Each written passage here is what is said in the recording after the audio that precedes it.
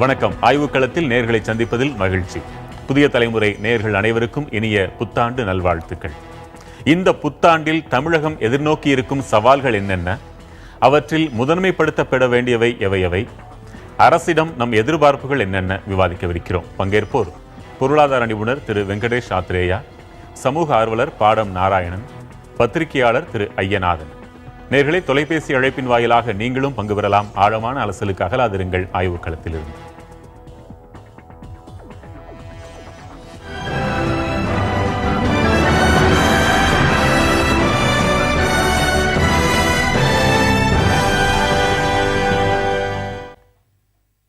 விருந்தினர்களுக்கு வணக்கம்.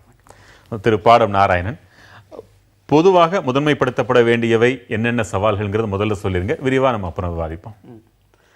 2014 தமிழகத்துக்கு ஒரு சிக்கலை ஏற்படுத்தினது. நம்மளுடைய ஆளுகையில் நம்மளுடைய முன்னாள் முதல்வர் ஒரு ஊழலில் வழக்கில் கைது செய்யப்பட்டு அதுக்கப்புறம் அவங்க இப்போது வெயிலில் இருக்காங்க. அந்த வழக்கு தொடர்ந்து கொண்டிருக்கிறது.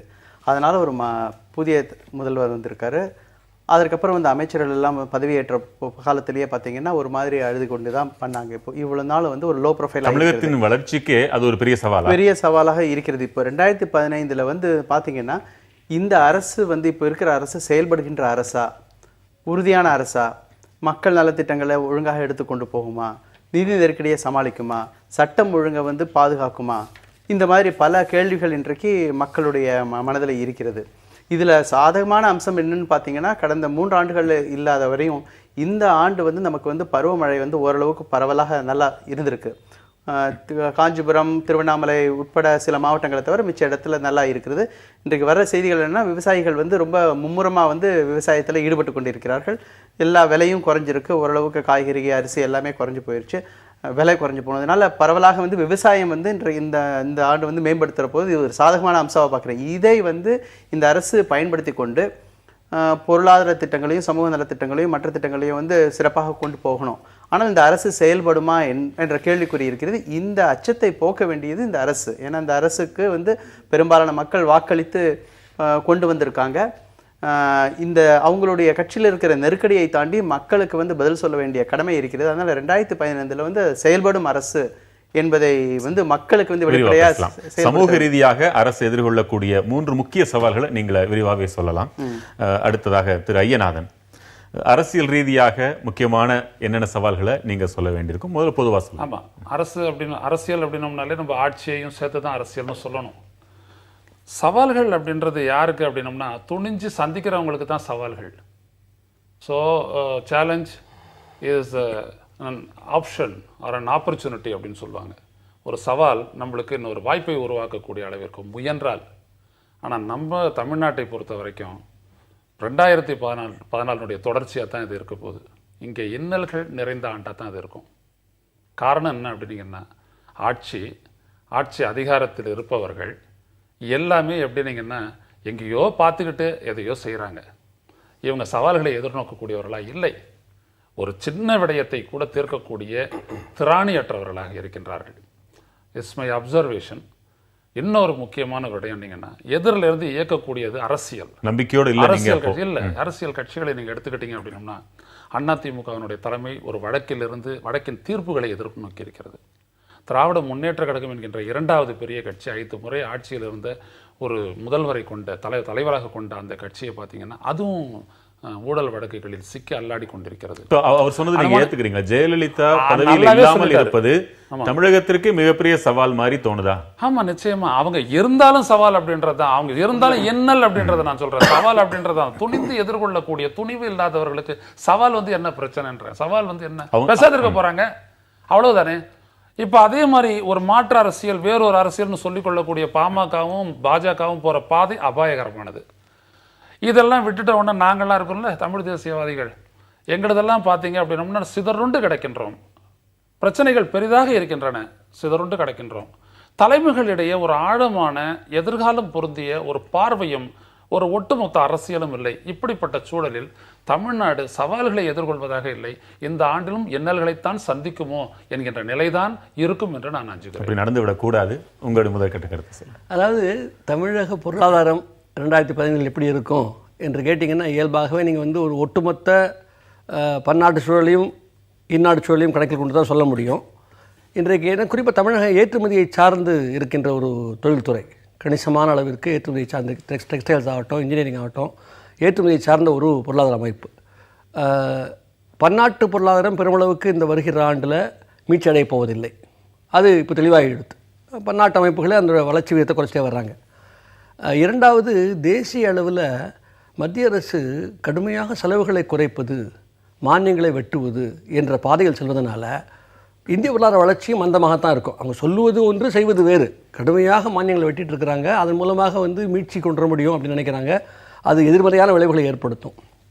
இந்த சூழலில் ஏற்கனவே நண்பர் சொன்ன மாதிரி பருவமழை நன்றாக இருக்கிறது என்ற ஒரு பாசிட்டிவ் அம்சம் என்று சொன்னாலும் கூட, பொதுவாக தமிழக வளர்ச்சிக்கான சூழல் என்பது வருகிற ஆண்டில் கடினமாகத்தான் இருக்கும் என்பது ஒன்று. இரண்டாவது, நம்ம நாட்டில் துரதிருஷ்டம் என்னன்னு சொன்னால், பருவமழை சிறப்பாக இருந்தால் விளைச்சல் அதிகரித்தால் விலை சரியும், விளைச்சல் இருந்தால் விலை இல்லை, விலை இருந்தால் விளைச்சல் இல்லை. தான் விவசாயிகளுடைய தொடர்ந்து இருக்கக்கூடிய ஒரு துயரம்.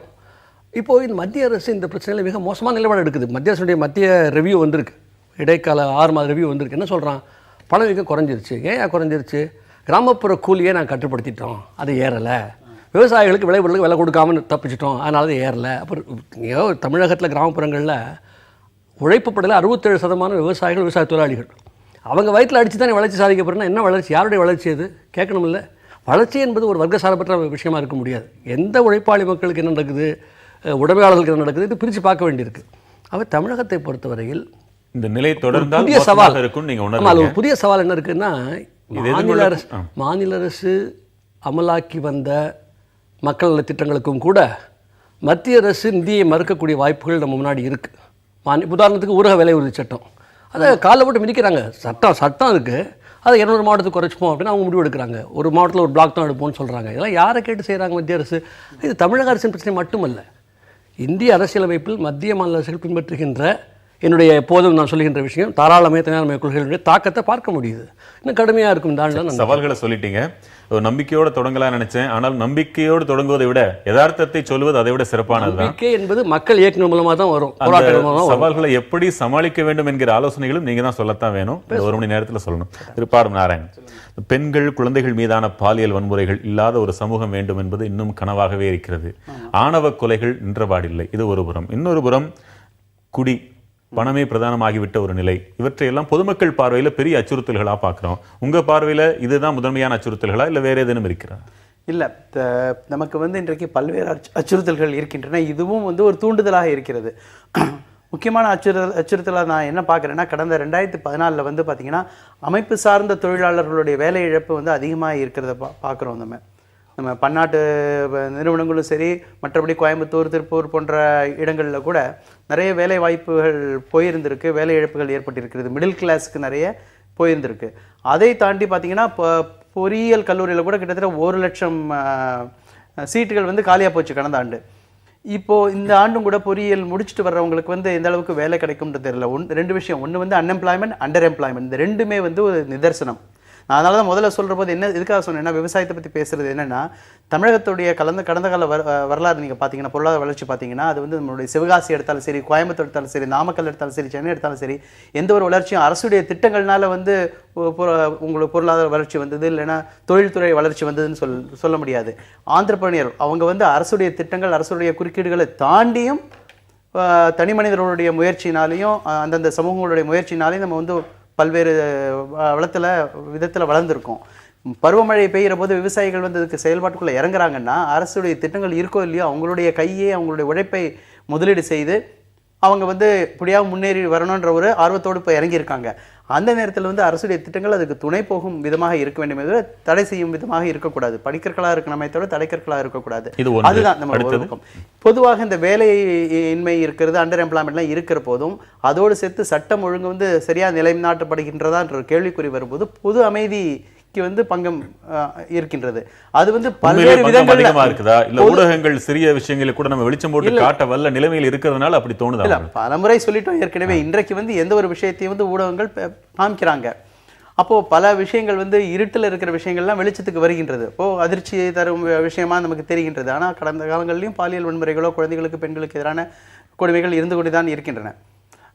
அது இன்றைக்கு நாகரிகம் வளர்ந்து கொண்டிருக்கிறது, சட்டம் ஒழுங்கு இருக்கிறது, ஒரு ஜனநாயக நாட்டில் வந்து இதெல்லாம் தடுக்கப்பட வேண்டும் என்பதற்காக தான் காவல்துறையெல்லாம் இருக்கிறது, நீதிமன்றம் இருக்கிறது, அரசு இருக்கிறது, ஆளுகை இருக்கிறது.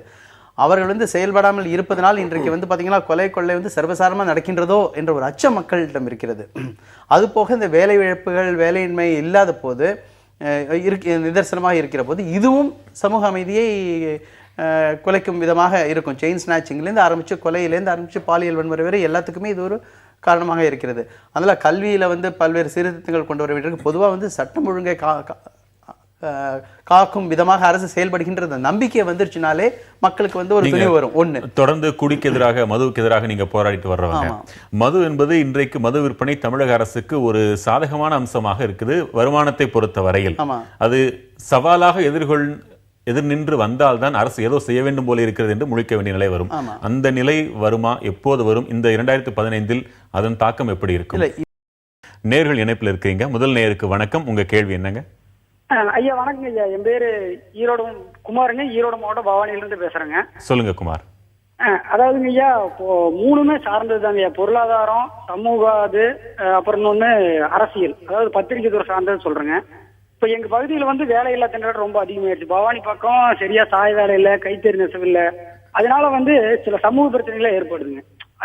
அதே மாதிரி இப்போ ஒரு குறைவான கூலிக்கு எங்களாட்ட கூலிக்காரில் வேலைக்கு போயிட்டு வந்து அந்த பணத்தை மதுவில் கொண்டு போய் போட்டு, அதனால வந்து இந்த ஏரியாவில் இப்போ வர பாத்தீங்கன்னா ஒரு புள்ளியோரை எடுத்து பார்த்தா ஈரோடு மாவட்டம், நாமக்கல் மாவட்டத்தை ஒட்டி பகுதியில் அதிகமா இந்த கொலை வந்து இப்போ சமீப காலமா இந்த 6 மாசத்துல அதிகமா நடந்துட்டு இருக்குது. இதை வந்து தடுக்கிறதுக்கு வந்து அதாவது அரசியல் கட்சி ஐயா மாதிரி இருக்கிறவங்களா என்ன பண்ண போறாங்க, என்ன செய்ய போறாங்க, அதை பத்தி கொஞ்சம். அழைப்புக்கு நன்றி. இப்ப பேசின விஷயங்களுக்கு வலு சேர்த்திருக்கிறீங்க. அழைப்புக்கு நன்றிங்க. அடுத்த நேயருக்கு வணக்கம். உங்க கேள்வி என்ன? ஐயா வணக்கம். சொல்லுங்க ஐயா. நான் நீடாமங்கலம் கடம்பூர் ராமலிங்க பேசுறேங்க. சொல்லுங்க ஐயா. விவசாயத்தை வந்து தஞ்சாவூர் மாவட்டத்துல விவசாயத்தை மீத்தேன் என்கிற ஒரு கேள்வி அடிக்க காத்திருக்குதுயா. முதல்ல அந்த மீத்தேனை விளக்கிறதுக்காக நம்மால்தான் களத்துல இருந்து போராடி இப்பதான் உயிர் நீத்து 2 நாள் ஆகிறது. இந்த அரசாங்கம் இந்த மீத்தேனை ஒழிப்பதா இல்லையா என்று பதில் சொல்லவில்லை. ஆங்காங்கே போராட்டங்களும் எடுத்துக் கொண்டிருக்கிறது. ஒண்ணு, நீர்நிலைகள் எல்லாம் மறைந்து தனியாருக்கு குத்தகை விடப்பட்டு மக்கள் பயன்படாமல் ஒரு நீர் வளர்க்கிறேன் என்ற பெயரில் ஒரு தனியார் லாபத்தை கொள்ளையடிக்கக்கூடிய ஒரு அரசியல்வாதிகள் கொள்ளையடிக்கக்கூடிய நிலமாக நீர்நிலைகள் மாறிக்கொண்டிருக்கிறது. இரண்டாவது, அரசியல்வாதிகளால் பாசனதார சங்கம் என்று ஆரம்பித்து அதற்கு ஒவ்வொரு ஏக்கருக்கு இவ்வளவு பணம் கொடுங்கன்னு விவசாயத்தை வாங்கி பேங்க்ல போட்டு அந்த பணம் எங்க போடுதுன்னு தெரியல. பெரிய கொள்ளை நடந்திருக்கு. பெரிய ஆய்வு பண்ணோம்னா உண்மையிலே கேட்க முடியல. சரிங்க, வரிசைப்படுத்தினதுக்கு நன்றி. இன்னும் நிறைய நேர்கள் காத்திருக்கிறாங்க. பூ உலகின் நண்பர்கள் அமைப்பை சேர்ந்த திரு சுந்தரராஜன் இணைப்பில் இருக்கீங்க. வணக்கம் திரு சுந்தரராஜன். வணக்கம். வணக்கம். இந்த ஆற்று மணல், கனிம மணல், கிரானைட் குவாரிகள், மீத்தேன், கெயில், காடழிப்பு, நாடழிப்புன்னு வரிசையா தமிழகத்தின் எல்லா பகுதி மக்களும் ஏதோ ஒரு காரணத்திற்காக பெரிதாக குரல் கொடுக்க வேண்டிய, போராட வேண்டிய கட்டாயத்தில் இருப்பதாக தெரிகிறது. இது பெரும் சவால்களாக உருவெடுக்க வாய்ப்புண்டு. 2015ஆம் ஆண்டில் இதில் சில சவால்களையாவது அரசு எதிர்கொண்டே தீர வேண்டும்.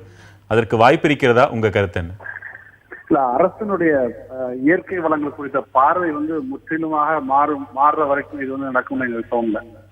இன்னைக்கு வந்து தமிழ்நாட்டில் இருக்க 32 மாவட்டங்கள்ல புதுக்கோட்டை மாவட்டம் தவிர இப்ப எல்லா மாவட்டங்களுக்கும் ஒரு பிரச்சனை இருக்குது.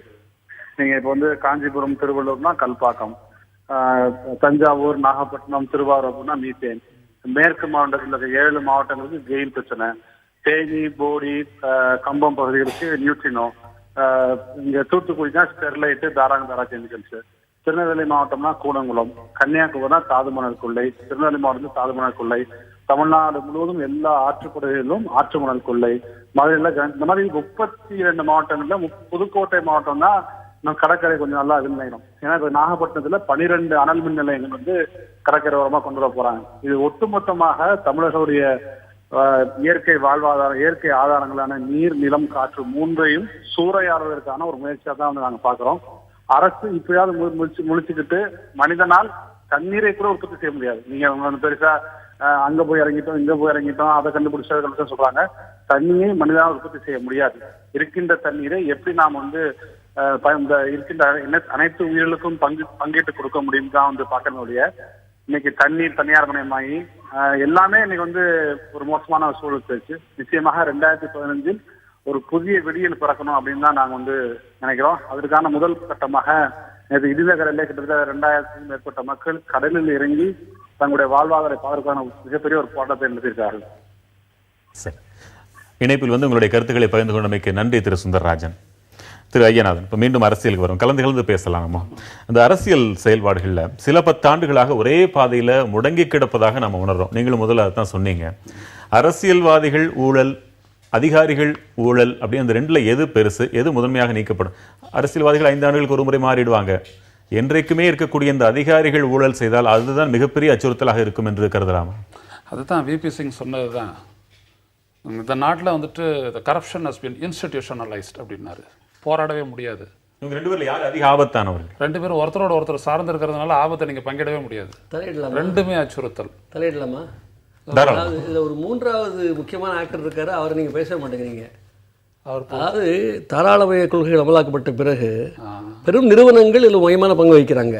இயற்கை வளங்களை சூறாடுவதற்கு, அரசிடமிருந்து கையில் பெறுவதற்கு கொடுக்குற கையூட்டுகள், தேர்தல்களிலே சில கட்சிகளுக்கு அதிகமான நிதி வழங்கி விமானங்களை கொடுத்து அவர்களை ஆட்சிக்கு ஒரு செய்த பிறகு, அவர்கள் ஆட்சிக்கு வந்த பிறகு அவர்களுக்கு பெரிய பெரிய கடன் கொடுப்பது, ஸ்டேட் வங்கியே கடன் கொடுக்க வைப்பது உள்ளிட்ட ஏராளமான ஊழல். அதாவது பாயிண்ட் என்னன்னா, பாலிட்டிஷியன் பியூரோக்ராட் மட்டுமல்ல, கார்பரேட்ஸில் இருக்கிறாங்க. அரசியல்வாதிகள், உயர் அதிகாரிகள், கார்பரேட்டுகள், இந்த திருமூர்த்தி அதில் இடம்பெற்றிருக்கிறது நீங்க பார்க்கணும். ஆமா, அப்போ நெறிமுறைகள் மாற்றப்படும். எடுக்காம நம்ம வந்துட்டு விளக்கவே முடியாது. இப்போ நீங்க ஒரு உதாரணத்துக்கு எடுத்துக்கங்க. இவர் ஒரு விவசாயி பேசினாரு, அவரும் மீத்தேனை சொல்றாரு. திரு சுந்தரராஜன் சொல்றாரு, அவரும் மீத்தேனை சொல்றாரு. மீத்தேன் எதிர்ப்பு போராட்டத்தில் வந்துட்டு எங்களோட நின்னது பாரதிய ஜனதா கட்சி. ஆனால் இன்னைக்கு பாரதிய ஜனதா கட்சி அரசு வந்துருச்சு. மீத்தேன் போகும்னு எல்லாரும் எதிர்பார்த்தோம். மீத்தேன் எடுப்பை பற்றி அது அவன் எதிர்பார்த்தோம் ஒத்துக்கிறேன் எதிர்பார்த்தோம். நாங்கள் அப்படித்தானே தமிழ் தேசியவாதிகள்லாம் ஏமாறுவோம், நாங்கள் எப்போதுமே ஏமாறுவோம். அதனால் பார்த்தோம், நடக்கலை. என்ன நடக்குதுன்னு தெரியுங்களா? தஞ்சை, நாகை, திருவாரூர் இந்த படுக்கை, காவிரி படுக்கையும் தாண்டி சிவகங்கையில் போய் மீத்தேன் எரிவாயு எடுப்பதற்கான ஆய்வுகள் தொடங்கப்பட்டு அதனை எதிர்த்து மக்கள் போராடும் பொழுது மக்களே தன்னெழுச்சியாக போராட ஆரம்பிச்சுட்டாங்க. ஏன்னா தலைவர்கள் தங்களை எஸ்டாப்ளிஷ் பண்ணுறதுக்கும் கட்சியை நிலைநிறுத்துறதுக்கும் போராடிட்டு இருக்கிறதுனால அவங்க போராட ஆரம்பித்தாங்க. மிரட்டுறாங்க. என்ன சொல்லுது தெரியுங்களா காவல்துறை? இதில் கைது செய்யப்பட்ட எங்களுடைய கட்சியை சேர்ந்த ஒருத்தரை கூப்பிட்டு, சிவகங்கை மாறனை கூப்பிட்டு என்ன சொல்லுது, அவங்களோட நீங்கள் பேசுங்க. யார்? அந்த எடுக்க போகிறான்ல, இன்ஸ்பெக்ட் பண்ணுறான்ல, அவங்களோட சேர்ந்து பேசுங்கன்னா பேசுங்க. இவர் அதெல்லாம் முடியாதுனாரு, தூக்கி உள்ள வச்சுட்டாங்க. இப்போ நான் என்ன சொல்ல வரேன் அப்படின்னீங்கன்னா, இப்போ அடுத்த கட்டமா நான் ஏன் இன்னல்னு நான் சொல்றேன்னு கேட்டீங்கன்னா, இதை சவாலாக எடுக்கக்கூடிய திராணி அஇஅதிமுக அரசுக்கு இருந்ததுன்னா அது எதிர்க்கணும். மீத்தேன் எரிவாயு பிரச்சனையில நான் மக்களோட நிக்கிறேன்னு சொல்லக்கூடிய அனைத்து இந்திய அண்ணா திராவிட முன்னேற்ற கழக அரசு இருக்கும் பொழுது எப்படி சிவகங்கையில வந்துட்டு அந்த ஆய்வு நடக்குது? எதிர்க்கணும். எதிர்க்கல. அப்ப இப்படிப்பட்ட ஒரு அரசு, முதுகெலும் பற்ற நிலையில் இருக்கக்கூடிய ஒரு அரசு எப்படி காவிரி நதிநீர் பிரச்சனையில நம்மளுக்கான தீர்வை கொண்டு வர முடியும்? காவிரி ஆளுமை வாரியத்தை எப்படி கொண்டு வர முடியும்? இல்ல, மத்திய அரசின் அழுத்தங்களையும் கணக்கெடுத்து வேண்டும் இல்லையா? மத்திய அரசினுடைய கடமை பொறுப்புணர்வு என்பதும் மாநில அரசினுடைய கடமை பொறுப்புணர்வு என்பதும் ஒன்றுதான். அது மக்கள் நலன். குறுக்கிட்டீங்க, சொல்லுங்க. இதுல என்ன சொல்ல வரேன்னா, இந்திய அரசு வந்து உலக வங்கி மன்னிக்கணும், நான் பொருளாதாரத்தை பற்றியும் சூழலை பற்றியும் ஒரு பதிவு செய்ய வேண்டியிருக்குன்னு சொல்கிறேன். மத்திய அரசு வந்து உலக வங்கியை வந்து நம்ம சூழலியல் பாதிப்புனால நம்ம பொருளாதாரத்தில் எந்த அளவுக்கு பாதிப்புகள் அதனால என்ன ஏற்படுகின்றது என்பதற்காக ஒரு ஆய்வு செய்ய சொன்னாங்க.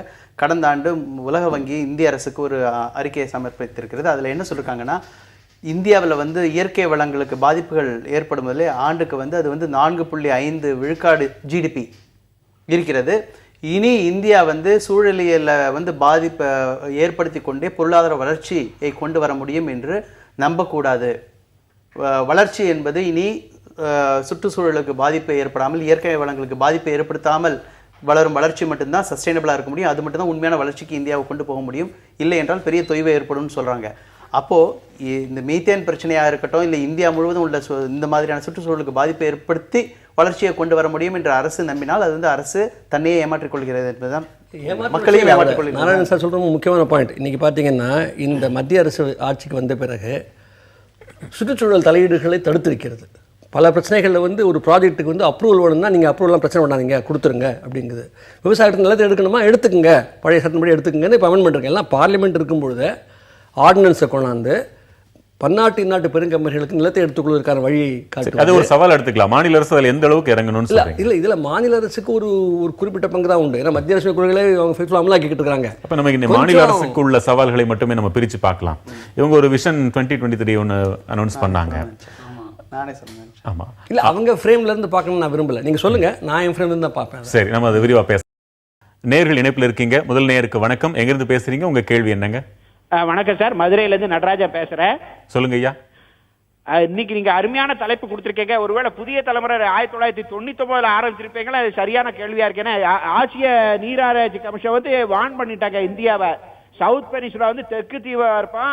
2000க்கு அப்புறம் நடவடிக்கை எடுக்கலைன்னா நிலவள நீர்வளம் பாதுகாக்கப்படவில்லையானால் ஆந்திரா, தமிழ்நாடு, கர்நாடகா, கேரளா ரொம்ப பாதிக்கப்படும் அப்படிங்கிற அன்னைக்கே வான் பண்ணிட்டாங்க. 15 வருஷம் ஆச்சு இந்த மில்லனியம் தொடங்கி. இந்த அரசுகள் வந்து மாறி மாறி வரக்கூடிய அரசுகள் வந்து கவனிக்கவே இல்லை. இலவச திட்டங்கள்ங்கிற பேர்ல பணத்தை பாழ்படுத்துறாங்க. மத்தியில் இருக்கிற காங்கிரஸ் அரசும் விவசாயத்துக்கு ஜாகிரபிக்கல் கிரவுண்டா ஜாகிரபிக்கல் ரைட்டா ஒவ்வொரு மாநிலத்துக்கும் பணம் ஒதுக்குறாங்க. அது என்ன ஆச்சு சொல்லி பப்ளிக் அக்கௌண்ட் கமிட்டி வச்சு ஆடிட்டிங் பண்ணணும். அதான் என்னுடைய வேண்டுகோள். சரிங்க, மக்களின் தெளிவு ரொம்ப மகிழ்ச்சியை தருது. உங்க அழைப்புக்கு ரொம்ப நன்றி. அடுத்த நேருக்கு வணக்கம். உங்க கேள்வி என்னங்க? நேர் இணைப்பில் இருக்கீங்களா? வணக்கம். இணைப்பில் இருக்கிறீங்க தங்கவேல். சரி, நாம் தொடர்ந்து பேசலாம். ஒரு அரசாங்கம் குறைந்தபட்சம் மக்களுக்கு கொடுத்த வாக்குறுதிகளை அது செய்ய தாமதப்படுத்தி கொண்டே சென்றால் அதை கேள்வி கேட்கும் ஒரு பணியை ஊடகங்கள் செய்தாலே கூட உருப்படியான பல மாற்றங்கள் நடந்துடும். அதில் தான் நாமளும் பயணிச்சுட்டு இருக்கோம். விஷன் 2023 எவ்வளவோ திட்டங்களை சொன்னாங்க. Making SMEs vibrant, trust of manufacturing, Tamil Nadu ஒரு கேபிட்டல், இன்னோவேஷன் ஹப்பா, நாலேஜ் கேபிட்டலாக மாற்றணும், எவ்வளவோ சொன்னாங்க. இன்றைக்கு அவர்கள் எடுத்து அதை பார்த்தாலே அதுவே பெரிய பெரிய சவால்களாக நிச்சயமாக முன்னிற்கும். ஆண்டுகள் ஏறத்தாழ 3 கடந்துருச்சு. இப்போ இதை செயல்படுத்த முடியுமா முடியாதா அவங்க சொன்ன காலத்துக்குள்ள? இல்லை, அவங்க இந்த விஷன் 2023ங்கிறத நீங்கள் சொல்லிட்டு இருக்கீங்க. அதில் வந்து 10 ஆண்டுகள் 2013 to 2023 வருஷத்துக்கு 15 லட்சம் ஒரு டோட்டலாக வந்து ஒரு 15 லட்சம் கோடி ரூபா, வருஷத்துக்கு 1.5 லட்சம் கோடி ரூபா என்ற முறையில் 15 லட்சம் கோடி ரூபா முதலீடுகள் வர வேண்டும் என்று அதில் போடப்பட்டிருக்கிறது. ஆனால் இது அரசு கொடுக்கும்னு சொல்லலை. அரசினுடைய பங்கு மிக குறைவு அதில். அப்போ அவங்க எதிர்பார்ப்பது தனியார்கள் வந்து முதலீடு செய்வாங்க. ஏன் முதலீடு செய்யணும்? அதுக்கு என்ன பேசிஸ் இங்கே இருக்குது அப்படின்னு சொன்னால் என்ன சொல்லுவாங்கன்னா ஊக்கம் அளிக்கிறோம் அவங்களுக்கு. ஆகவே நாம் எதாவது கேள்வி கேட்டோம். நான் ஏன் ஃபாக்ஸ்கான்லேருந்து வேலைக்கு வீட்டுக்கு அனுப்புறீங்க, ஐயா நோக்கியா மூடுறீங்கன்னு கேட்டிங்கன்னா அவெல்லாம் கேட்காதீங்க, ஊக்கம் அளிக்கணும். பெரிய முதலாளிகளுக்கு இந்நாட்டு பன்னாட்டு முதலாளிகளுக்கு ஊக்கம் அளிக்கணும். நீங்கள் ஒன்றும் வாய் பற்றிக்கிட்டு கிடங்க, மனித உரிமை பேசாதீங்கம்பாங்க. இப்போ என்னன்னு சொன்னால் அந்த எஸ்டிமேட்ஸை சீரியஸாக எடுத்துக்கிறதே தப்பு. நான் சீரியஸாக எடுத்துக்கல. அதில் வந்து ஃபஸ்ட் ரவுண்ட் என்ன போட்டிருந்தாங்க, 40,000 கோடி ரூபா விவசாயத்துக்கு கொடுத்துருந்தாங்க. 15 லட்சம் கோடி ரூபா மொத்தம் முதலீடு. ஏதோ கொடுக்குற நீங்கள் முதலீடுன்னு சொல்லிட்டீங்கன்னா என்ன இம்ப்ரெஷன் தான் காசு கொடுக்க போகிறாங்கன்னு நீங்கள் நினைக்கிறீங்க? கற்பனைகள். இப்படி வரும்னு ஒரு மதிப்பீடு, ஒரு அசஸ்மெண்ட் அல்லது ஒரு எஸ்டிமேட் மக்களுக்கு பெரிய அவநம்பிக்கையை தோற்றுவிச்சிராதா? இல்லை இல்லை, நீங்கள் வந்து மக்கள் வந்து அரசை பார்த்துட்டேலாம் இருக்கல. விவசாயம் செய்கிறாங்க, தொழில் செய்கிறாங்க, கூலி வேலைக்கு போகிறாங்க, கடுமையாக உழைக்கிறாங்க, சம்பாதிக்கிறாங்க. அவங்க பிரச்சனைகளை அரசு வந்து எதிர்மறையாக பெருமுதலாளிகள் பெரும் நிலவுடையவர்கள் சார்பாக தீர்க்குதுங்கிறது தான் பிரச்சனையே. இங்கே நீங்கள் அதை விட்டுட்டு திரும்பி அரசாங்கத்தையும் மையப்படுத்தி பேச வேணாம். நான் என்ன சொல்கிறேன், தமிழகத்தில் என்ன பிரச்சனை உங்களுக்கு இருக்குது? நான் சொன்னேன் 67% கிராமப்புற உழைப்பாளி மக்கள் வந்து விவசாய தொழிலாளி. அவங்களுக்கு என்ன பிரச்சனை? ஒன்று மகசூல் நல்லா இருக்கணும், விளைபொருளுக்கு விலை கிடைக்கணும், இடுபொருள் விலை கட்டுப்படுத்தப்படணும், விவசாயம் கட்டுப்படி ஆகணும். இன்றைக்கி தேசிய அளவில் என்எஸ்எஸ்னுடைய ஆய்வு வந்திருக்கு, 70th ரவுண்டு இப்போ தான் வந்திருக்கு. விவசாயிகள் நிலைமைகளை பற்றி என்ன சொல்லுது? சிறு குறு விவசாயிகள் இந்தியா முழுவதும் சாகுபடி செய்ய முடியவில்லை. சாகுபடி செஞ்சால் காசு கிடைக்க மாட்டேங்குது, அவனுக்கு விவசாயம் கட்டுப்படி ஆகலை. அது ஒவ்வொரு விவசாய குடும்பமும் வேறு 3-4 தொழில் செய்தால் தான் வாழ முடியுன்ற நிலைமை இருக்குது. நான் என்ன கேட்குறேன், ஒரு அரசுடைய பிரதான பொறுப்பு என்ன? கிராமப்புற விவசாயிகளுக்கும் விவசாய தொழிலாளிகளுக்கும் குறைந்தபட்ச வாழ்வாதாரத்தை உறுதிப்படுத்தணுமா வேண்டாமா? அப்போ விளைபொருளுக்கு நியாய விலை, இடுபொருள் விலையை கட்டுப்படுத்துவது, கிராமப்புற மக்களுக்கு வந்து விரிவாக்க அமைப்புகளை வலுப்படுத்தி உரிய ஆலோசனைகளை கொடுப்பது, விவசாய தொழிலாளிகளுக்கு இப்போ நீங்கள் வந்து தஞ்சாவூர் பூரா எந்திரம் வந்துருச்சு. திருவாரூர் தஞ்சாவூர் பார்த்தீங்கன்னா நடவு உட்பட எந்திரம் வந்துருச்சு. கம்பெனி வருது, ஏக்கருக்கு 5400 ரூபா நான் பண்ணி கொடுத்துட்டு போயிடுறேன், விவசாய தொழிலுக்கு வேலை கிடையாது. அந்த நேரத்தில் நீங்கள் ஊரக வேலை எடுத்து கட் பண்ணுறீங்க, குறைக்கிறீங்க. இங்கே வந்து தமிழக அரசு வந்து எதிர்கொள்ள தயாராக இல்லை.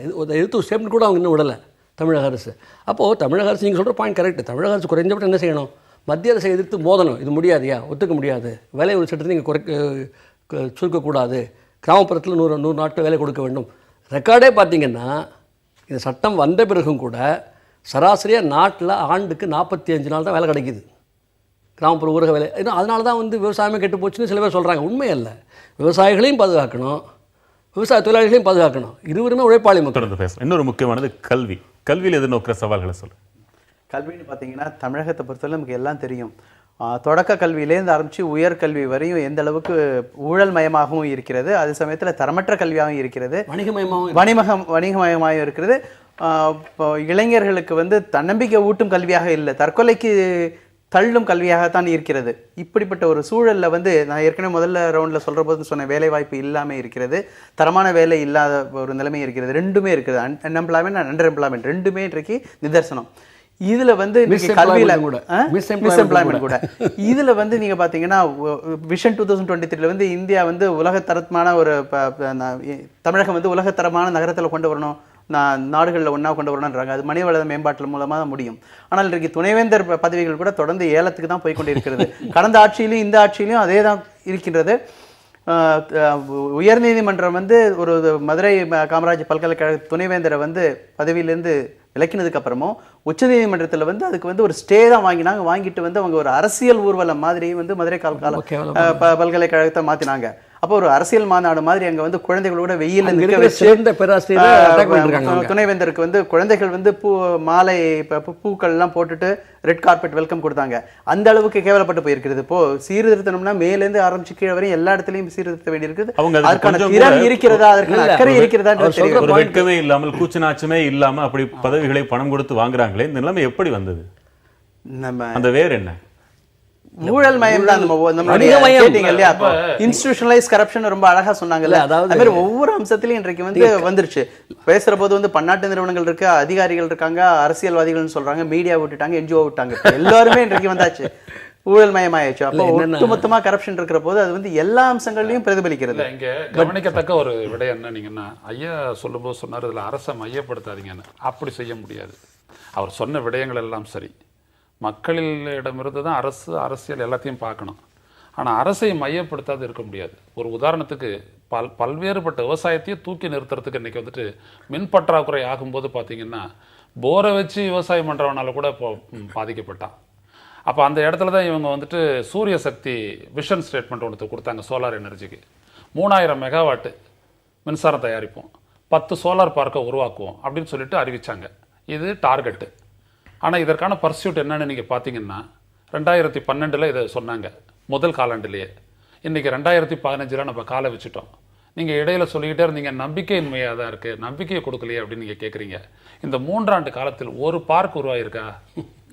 ஏன் உருவாகலை அப்படின்னோம்னா, பார்க்க நீங்கள் உருவாக்கி இருந்தீங்க அப்படின்னோம்னா அங்கே உற்பத்தி ஆகக்கூடிய மின்சாரத்தை வந்துட்டு எவாக்குவேஷன் டான்ஜெட்கோக்கு கொண்டு வரணும்.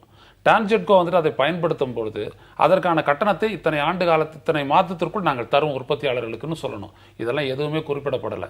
என்ன போயிட்டு கேட்டால் சொன்னாங்க தெரியுங்களா, பார்க்கையும் நீங்கள் தான் உருவாக்கணும்னாங்க. அப்போ இந்த அளவிற்கு நீங்கள் ப்ரைவேட்டு மேலே வந்துட்டு ஒரு டிபெண்டன்சி இருக்கக்கூடிய ஒரு ஸ்டேட்டு அது இலக்கை நிர்ணயித்து அதை நோக்கி செயல்படாத நிலையில் எங்கிருந்து நம்பிக்கை? மற்றபடி அரசு நினைத்தால் எளிதாக செஞ்சிட முடியும், நிச்சயமாக செய்ய முடியும். இந்த இடத்துல அதிகார வர்க்க நிர்வாக சக்திகள் ஏமாத்துக்குதுன்ற நான் இப்ப இவங்களை எவ்வளவு அழகா வந்துட்டு இவங்க காட்டி ஜெயலலிதாவை ஏமாத்துறாங்கன்னு நான் சொல்றேன். அவங்களுக்கும் பொறுப்பு இருக்குது. இவ்வளத்தையும் எடுத்தாந்து பெருசா படம் போட்டு அவங்க வந்துட்டு செஞ்சுட்டாங்க. ஒரு இது புத்தகத்தெல்லாம் எடுத்துக்கிட்டெல்லாம் விட்டு இதுக்கு நோடல் ஏஜென்சி டிட்கோன்னு எல்லாம் சொல்லி எல்லாம் பண்ணிட்டு போய் கேட்டா நீங்க நினைக்கிற இடத்துக்கு நாங்க வர்றதுக்கு இன்னும் 2 வருஷம் ஆகுங்க. இதுவாது இப்படி பதில் சொல்லக்கூடிய இந்த மாநிலம் எப்படி மின்சார உற்பத்தியில் தன்னிறைவை எட்டும்? கல்வியை பற்றி அவர் சொன்னார். நான் வந்து உயர்கல்வியில் ஒரு 35 ஆண்டு காலம் பல்கலைக்கழக பேராசிரியராக பொறுப்பு துணைவேந்தராக இருந்திருக்கிறேன். அந்த முறை என்னுடைய அனுபவத்தை நான் சொல்ல விரும்புகிறேன். என்னென்னா, கல்வி முழுமையாக தனியார்மயமாவதற்கு முன்பாக, வணிகமாவதற்கு முன்பாக 80கள் வரைக்கும் கூட துணைவேந்தர் பொறுப்புகள் காசுக்கு விற்கப்படலை. துணைவேந்தர் பொறுப்புகள் எப்போ காசுக்கு விற்கப்பட ஆரம்பிக்குது? நீங்கள் வந்து பொறியியல் கல்லூரிகள், மருத்துவக் கல்லூரிகள் இப்படி ஒன்றொன்றாக நீங்கள் தனியார்மயமாக்கும் பொழுது ஒன்றொன்றுக்கு ஒரு ரேட் பேசப்படுது. இன்றைக்கு அந்த வியாதி எங்கே வரைக்கும் வந்திருக்குன்னா, துவக்கப்பள்ளி ஆசிரியருடைய போஸ்டிங் வரைக்கும் அந்த வியாதி இருக்குது. எல்லா நிலைகளிலும் ஒரு படிநிலைக்கு ஏற்றவாறு கட்டணம் நிர்ணயிக்கப்பட்டு வசூல் செய்யப்படுகிறது.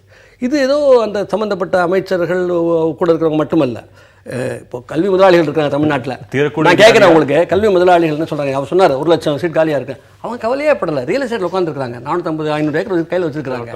அப்போது நீங்கள் முழுக்க கல்வியை வணிகமயமாக்கி விட்டு, அதாவது என்ன பாயிண்ட்னா லாபம் மட்டுமே நோக்கம் என்று கல்வித்துறையும் ஆரோக்கியத்துறையும் ஆக்கி விட்டீங்கன்னா அப்புறம் இப்படி தான் மனித வளம் சீரழிங்கிறத புரிஞ்சுக்கணும். இல்லை ஒரு சமூகத்தில் ஒரு நொடி திருப்பாடம் நாராயணன், நான் முதல்ல கேட்ட கேள்வி மீண்டும் நினைவூட்டுறேன். இந்த நீங்கள் அமைதியாக இருக்கிறத பார்த்தா குடி அதன் விளைவுகள் 2015 தமிழக அரசுக்கு பெரிய அச்சுறுத்தலாக இருக்காதோ அப்படின்னு தோணுது. உண்மையா? கிடையவே கிடையாது. ஏன் அமைதியாக இருக்குன்னா பெரிய அச்சுறுத்தலாக மாறப்போகின்றது. அடுத்த தேர்தலில் இது ஒரு எல்லா அரசியல் கட்சிகளும் பெரிய நெருக்கடியை கொடுக்க போகிறது தான் உண்மை. தமிழகத்தில் இன்றைக்கி இப்போ நம்ம பேசிக்கொண்டிருக்கிற நேரத்தில் கூட பார்த்தீங்கன்னா தினசரி தமிழகத்தில் பல இடங்களில் நூற்றுக்கணக்கான இடங்களில் வந்து மக்கள் வந்து டாஸ்மாக்கு எதிராக போராடி கொண்டு தான் இருக்கின்றார்கள். மக்களிடம் இருக்கிற நெருக்கடி என்னென்னா எல்லா மக்களும் வந்து எளிய மக்கள் எல்லாம் வந்து போராடுகிறார்கள். 1 நாள் 2 நாள் போராடுகிறார்களே தவிர எல்லாரையும் ஒருங்கிணைக்க முடியலன்னா அவங்களுக்கு தினசரி பிரச்சனைகளை பார்க்க வேண்டியிருக்கு. அடுத்த நாள் சமையலை பார்க்க வேண்டியிருக்கு. அடுத்த நாளுக்குள்ள வேலைகளை பார்க்க வேண்டியிருக்கிறது. அந்த நெருக்கடி இருக்கிறதுனால அவங்க வந்து எல்லோரும் நெட்வொர்க்கிங் பண்ண முடியலையே தவிர தமிழகத்தில் வந்து பெரும்பாலான இடங்களில் வந்து நம்மளுடைய அரசுடைய மதுபான கொள்கைக்கு எதிராக வந்து பெரிய மக்களுடைய எழுச்சி இருக்கிறது. நீங்கள் பார்த்தீங்கன்னா இந்த எழுச்சியின் காரணமாகவும் பரப்புரையின் காரணமாகவும் இந்த ஆண்டு வந்து மது விற்பனை வந்து குறைஞ்சிருக்கு. தேக்க நிலையை தான் அடைஞ்சிருக்கு. கடந்த ஆண்டே தேக்க நிலை. கடந்த ஆண்டு வந்து 24,000 கோடி ரூபாய் டார்கெட் வச்சாங்க அரசு. ஆனால் 21,400 21,500 கோடி ரூபாய் தான் பெற முடிஞ்சது. இந்த ஆண்டு 26,000 கோடி வச்சுருக்காங்க. அது கூட வராது. 21 கோடி கூட தாண்டாது என்பது தான். அதிகமான வருவாய் வந்து இந்த அரசுக்கு வந்து மதுபானத்தில் வந்து இரண்டு முறை இந்த ஆண்டு விலையை ஏற்றிருக்காங்க. அது மூலமாக தான் வருகின்றதே தவிர விற்பனை வந்து குறைஞ்சிருக்கு. இந்த விற்பனைக்கு காரணமே வந்து இந்த மக்களுடைய எழுச்சியும் பரப்புரையும் தான் காரணம். தொடர்ந்து இந்த பிரச்சனை வந்து அதிகமாக போகின்றது. கேரளாவில் வந்து ஒரு நல்ல முடிவை எடுத்ததுனால வந்து அதோடைய பிரதிபலிப்பு இருக்கிறது. வருகின்ற 2016ஆம் ஆண்டு தேர்தலில் வந்து இது வந்து முக்கியமான ஒரு பிரச்சனையாக ஆக போகின்றது.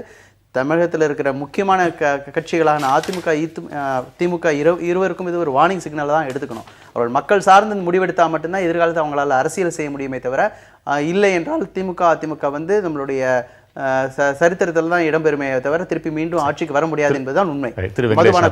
இப்போ வருடம் முழுக்க நம்ம ஆளுங்கட்சியை நம்ம குறை சொல்லிக் கொண்டே தான் இருக்கிறோம். ஏன்னா இடித்து தான் உரைக்க வேண்டும், அதுதான் இலக்கணமும் கூட லட்சணமும் கூட. இருந்தாலும் ஒரு நல்ல ஆலோசனைகளை ஒரு தொலைக்காட்சியின் வாயிலாக நாம் ஏற்றுக்கொள்ளலாம் என்ற மனநிலையில் கூட பார்த்து கொண்டிருப்பவர்கள் இருப்பாங்க. நல்ல ஆலோசனைகள் என்ன 2015 தமிழக அரசுக்கு? என்னை பொறுத்தவரையில் ஆளுங்கட்சி என்று மட்டும் நான் சொல்ல மாட்டேன். ஏன்னா மாநில ஒரு ஆளுங்கட்சி இருக்குது, மத்தியில் ஒரு ஆளுங்கட்சி இருக்குது. மத்திய மாநில அரசுகளின் கொள்கைகள் என்று நான் சொல்லுவேன். அவற்றை எதிர்த்து வலுவான போராட்டங்களை நடத்தணும்னு நான் சொல்லுவேன். இப்போவும் அதுதான் உண்மை. அதே நேரத்தில் வந்து என்ன செய்ய முடியும் நீங்கள் கேட்குறீங்க. ஒன்று, இன்றைக்கு மணல் ஒரு முக்கியமான இயற்கை வளம். அந்த மணலுடைய பயன்பாட்டை ஏன் அரசினுடைய பார்வையில் வைத்து அதை மாநிலத்துக்கு வருமானம் ஈட்டக்கூடிய ஒரு வாய்ப்பாக பார்க்க முடியும். அப்போ அதை ஒட்டி இருக்கக்கூடிய நேர்மையின்மையான ஒரு சூழலை மாற்ற வேண்டியிருக்கு. அதுக்கான இயக்கங்கள் நடத்த வேண்டியிருக்கு. பட் கட்டாயமாக நீங்கள் வந்து உப்பு தரீங்க, தண்ணி தரீங்க, சாப்பாடு தரீங்கன்னா ஏன் மணலை வந்து அரசு பொறுப்பெடுத்து ஒழுங்காக ஊழலின்றி நடத்தக்கூடாது?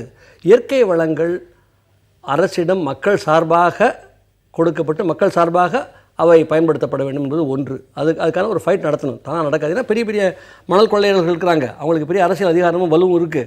சில இடங்களில் அவங்க முடிச்சுடா மன்னர்களாக இருக்கிறாங்க. அதை எதிர்கொள்ள வேண்டியிருக்கு. ரெண்டாவது, கல்வியை பொறுத்தவரையில் வந்து பள்ளி கல்வி பெரும் சவாலை சந்திக்கிறது. அரசு பள்ளிகள், அரசு உதவி பெறும் பள்ளிகளில் மாணவர் எண்ணிக்கை குறைகிறது. இவங்க தீர்வு என்ன நினைக்கிறாங்க? மொழி மாற்றினா போகிறோம். மாணவர்களுக்கு தாய்மொழிகள் தான் கற்றுக் கொடுக்க வேண்டும். ஆங்கிலத்தை மொழியாக கற்றுக் கொடுங்க. அப்போது அரசு உதவி பெறும் பள்ளிகளில் தரத்தை உயர்த்துவதற்கு என்ன செய்ய போகிறீங்க? செய்ய முடியும். அதுக்கான தீர்மானமாக திட்டங்களை போட முடியும். மனசு இருந்தால் வழி இருக்குது. ஆனால் அதில் வந்து ஒரு பார்வை தேவைப்படுது. தாய்மொழிகள் கல்வி, ஆங்கிலம் ஒரு கூடுதல் மொழியாக கற்றுக்கொண்டு அவர்கள் உலக வளங்களை பெற்றுக்கொள்ளலாம் என்ற முறையில் இருக்கணும். 3, பொருளாதாரம். மிக முக்கியமானது என்னை பொறுத்தவரையில். 1, விவசாயத்தை தூக்கி நிறுத்த வேண்டும் அப்படின்னு சொன்னால் மத்திய மாநில அரசுகள் 2 பேர் கொள்கைகளும் மாற வேண்டும்.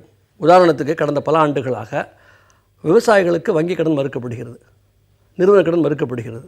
விவசாயிகளுக்கு விளைபொருளுக்கு விலை கிடைக்க மாட்டேங்குது. இடுபொருள் விலைகள் ஏறிக்கிட்டு இருக்குது. மானியங்கள் வெட்டப்படுது. அகில இந்திய அளவில் வேளாண் ஆராய்ச்சி விவசாயிகளுக்கு பயன் தரலை. அதனுடைய முடக்கப்பட்டிருக்கு. வேளாண் ஆராய்ச்சிக்கான ஃபண்ட்ஸே முடக்கப்பட்டு பன்னாட்டு இந்நாட்டு அக்ரி பிஸ்னஸ் கம்பெனிகளுக்கு வாய்ப்பளிக்கப்பட்டிருக்கு. 5வது, விரிவாக்க பணி அமைப்பு படுத்து கிடக்கு. அது வந்து எழுச்சி குற்று விவசாயிகளுக்கு பயன் தர மாதிரி மாற்றப்பட வேண்டும். விவசாயிகளுக்கு பல கோரிக்கைகள் இருக்குது. அவற்றை நிறைவேற்ற அவர்கள் போராட வேண்டும். விவசாய தொழிலாளர்கள் வேலைவாய்ப்பு முதன்மையான பிரச்சனை அவங்களுக்கு. இன்றைக்கி அதை கொண்டே ஆகணும். ஸ்தாபன ரீதியாக திரட்டப்பட்ட தொழிலாளர்கள் கொஞ்சம் பேர் இருக்கிறாங்க. அவங்க நிலைமை என்ன இன்றைக்கி? சார் முதலே சொன்னாங்க, நாராயண முதலே சொன்னாங்க, மிடில் கிளாஸ் கூட பாதிக்கப்பட்டிருக்கு.